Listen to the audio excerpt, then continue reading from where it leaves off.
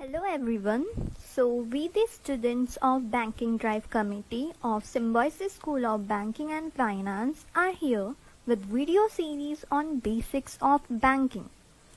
So here we are with our first series which will be in parts and it will inform the viewers regarding basic terms in banking. In this video we are going to see that what is banking and classification of banks. The Banking Regulation Act of 1949 defines banking as accepting for the purpose of lending or investment of deposits of money from the public, repayable on demand or otherwise, and withdrawal by check, draft, order or otherwise. Now coming on to the classification of banks. RBI, that is Reserve Bank of India, is classified as scheduled banks and non-scheduled banks. Scheduled banks are further classified as commercial banks and cooperative banks. Commercial banks is again classified as public sector banks, private sector banks, foreign banks, regional rural banks. Public sector banks are further classified as State Bank of India and other nationalized banks. So now let's understand what is RBI. The Reserve Bank of India, RBI, is India's central bank, which controls the issue and supply of the Indian rupee. RBI is the regulator of the entire banking in India. It plays an important part in the development strategy of the Government of India.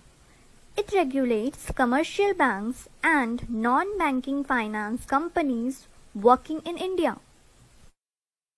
So now let's understand what is scheduled banks and non-scheduled banks.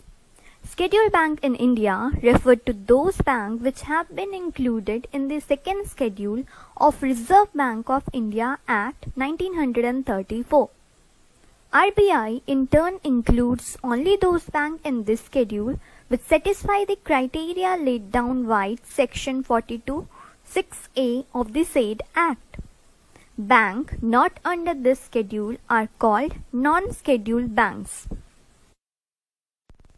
Now coming on to commercial bank. A commercial bank is a type of bank that provides services such as accepting of deposits, making business loans, and offering basic investment product that is operated as a business for profit. Commercial banks include private sector banks and public sector banks, foreign banks and regional rural banks. So now let's understand what are public sector banks and private sector banks. Public sector banks. These banks consist for more than 75% of the total banking business in the nation. They are called nationalized banks. The government holds the majority stake at these banks. Post-merger, SBI is the largest public sector bank by volume. It also ranks among the top 50 in the world. There are 21 nationalized banks in India. Some of these are State Bank of India, Bank of India, Allahabad Bank, Bank of Maharashtra, Canara Bank, etc. Private sector banks. Private shareholders hold majority stakes in the private sector banks. Reserve Bank of India lays down all the rules and regulations for the private sector banks. Some of the private sector banks are HDFC Bank, ICICI Bank, Axis Bank, Yes Bank, etc. Now let's understand what is cooperative banking. Cooperative banking is retail and commercial banking organized on a cooperative basis. Cooperative banking institutions take deposits and lend money in most parts of the world. It includes retail banking carried out by credit unions, mutual saving banks, building societies and cooperatives, as well as commercial banking services provided by mutual organizations such as cooperative federations to cooperative businesses. Thank you and stay tuned for more such videos.